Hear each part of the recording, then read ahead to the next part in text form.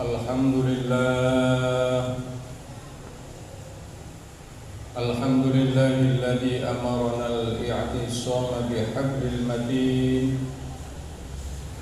Wassalatu wassalamu ala sayyidina dzil khuluqil mubin. Asyhadu an la ilaha illallah al-malikul haqqul mubin. Wa asyhadu anna Muhammadar Rasulullah shadiqul wa'dil amin. Allahumma salli wa sallim wa barik ala sayyidina Muhammad wa ala alihi wa sahbihi ajma'in. Faya ayyuhal hadirun al-kiram, ittaqullaha haqqa tuqatih wa la tamutunna illa wa antum muslimun. Wa qala Allah ta'ala fi kitabihil karim, a'udzu billahi minasy syaithanir rajim. Bismillahirrahmanirrahim. Subhanalladzi asra bi'abdihi lailan minal masjidil haram ilal masjidil aqsa alladzi barakna haulahu linuriyahu min ayatina innahu huwas samiul basir. Sadaqallahul adzim. Amma ba'd.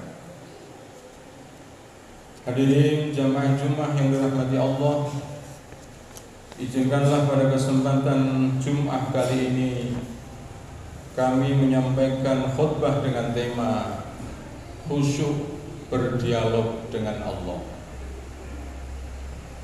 Hadirin jamaah Jumat yang berbahagia, salah satu oleh-oleh penting dalam peristiwa perjalanan Isra dan Mi'rajnya Nabi Muhammad sallallahu alaihi wasallam adalah mendapatkan perintah menjalankan kewajiban sholat 5 kali yang sebelumnya berjumlah 50 kali. Jumlah 5 kali itu ialah hasil usaha dari Rasulullah yang bolak-balik menghadap Allah sebanyak 4 kali atas usul dan saran dari Nabi Musa alaihissalam. Ketika Nabi Muhammad turun dari menghadap Allah, Nabi Musa bertanya kepada Nabi Muhammad, apa yang telah diwajibkan Allah kepada kamu dan umatmu? Nabi Muhammad menjawab, Allah mewajibkan kepadaku dan umatku sholat sebanyak 50 kali.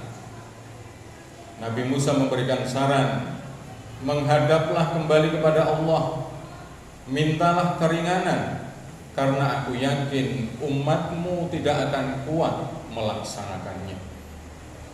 Saya ini sudah berusaha melayani umatku Bani Israel dengan sebaik-baiknya, namun umatku tetap membangkang kepadaku. Saran yang disampaikan itu dituruti Nabi menghadap kembali kepada Allah sampai mendapatkan keringanan dari 50 kali menjadi 5 kali.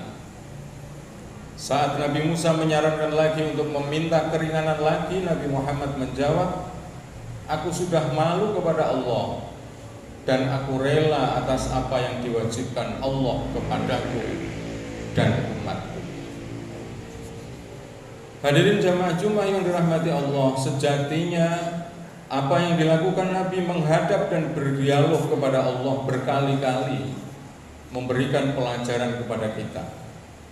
Yang pertama, bahwa ternyata dialog adalah model terpenting dalam menyelesaikan masalah. Bukankah tidak akan pernah mendapatkan kortingan sebanyak 45 kali jika Nabi tidak meminta dan menghadap kepada Allah? Olehnya, dialog harus dilakukan untuk menyampaikan sebuah keberatan dan mencapai sebuah kesepakatan. Yang kedua, lewat peristiwa Nabi meminta keringanan jumlah sholat kepada Allah, kita diajarkan bagaimana sebenarnya kita harus berterima kasih. Berterima kasih kepada Nabi Muhammad yang telah mengusahakan keringanan tersebut dengan jalan memperbanyak membaca sholawat kepadanya. Juga berterima kasih kepada siapapun yang telah berjasa kepada diri kita.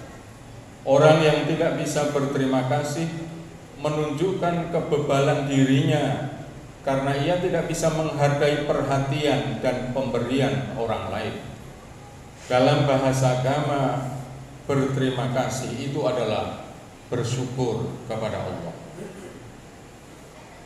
Yang ketiga, peristiwa Allah telah memberikan keringanan kepada Nabi Muhammad dan umatnya, menunjukkan bahwa Allah Subhanahu wa ta'ala mempunyai sifat yang lentur, tidak kaku, Rahman Rahim, serta mau diajak berdialog dan bernegosiasi. Pertanyaannya, kalau Allah saja mau diajak negosiasi, mengapa kita tidak?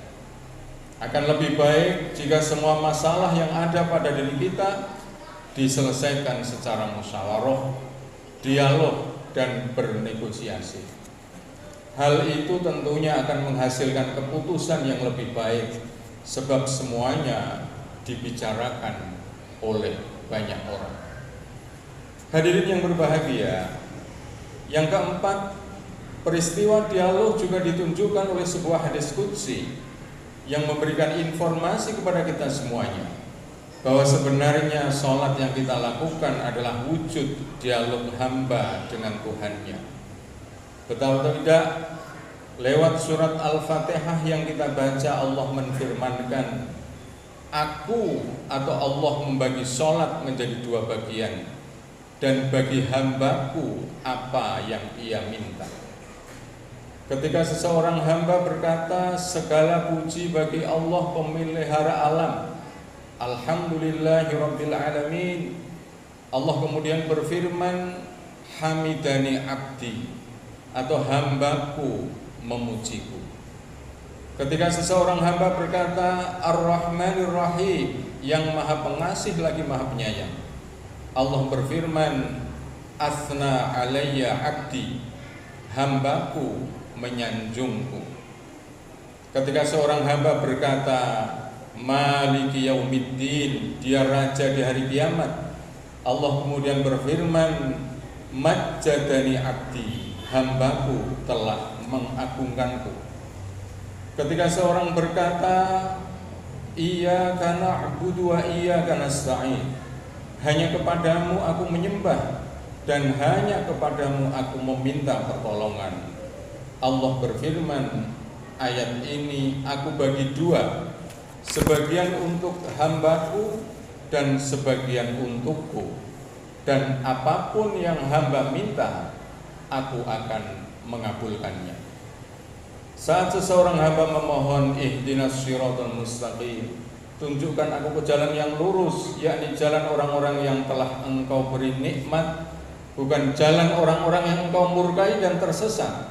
Allah berfirman, inilah bagian hambaku, dan bagi hambaku apa yang mereka minta.